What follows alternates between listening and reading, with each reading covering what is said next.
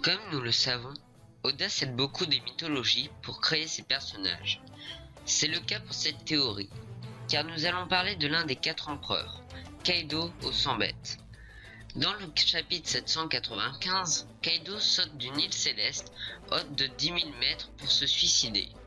Il tombe sans se faire une égratignure dans le repère de Eustace Captain Kidd, Apu et Hawkins.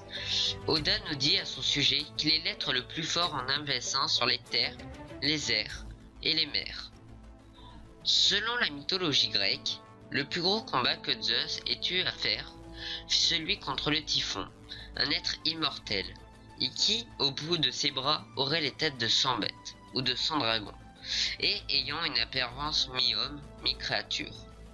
Ce combat se termina par la défaite de Zeus, qui se fit sectionner les tendons des bras et des chevilles par la faucille du typhon.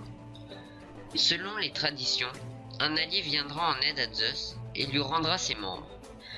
Zeus relancera le combat et le gagnera, grâce à l'aide des moires. Les moires sont des divinités qui seraient borgnes. Ils tissent le destin grâce à des fils. Ils dupèrent le typhon en lui donnant des fruits éphémères de mortels à manger. Ces fruits, qui étaient censés rendre le typhon plus puissant, l'ont affaibli, et Zeus gagna son combat grâce à cette aide. Zeus envoya le typhon sous l'Etna, un volcan gardé par Héphaïstos. Comme vous l'avez compris, les personnages que j'ai cités peuvent être comparés à des personnages du manga.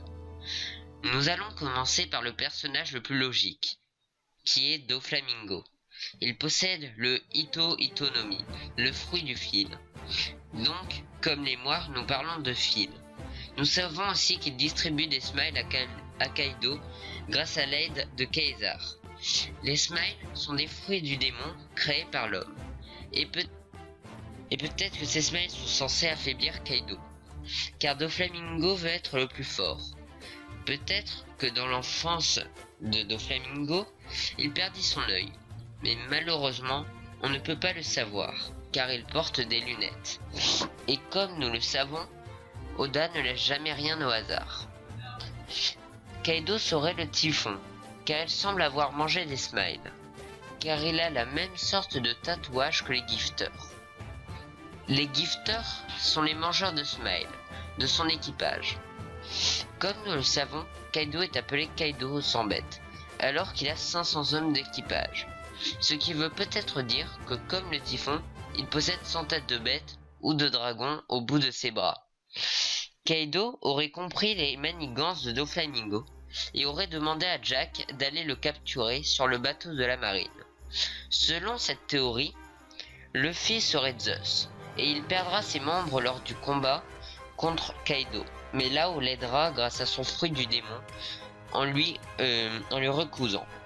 Lorsque le combat sera fini, Akainu prendra Kaido, car Akainu a mangé le fruit de la lave, donc il nous fait penser à l'Etna. Et voilà, c'est fini pour cette vidéo. Je vous préviens, cette théorie n'est pas de moi. Elle appartient à One World HD. Je trouve que cette théorie est très bien recherchée et qu'il y a des éléments très intéressants.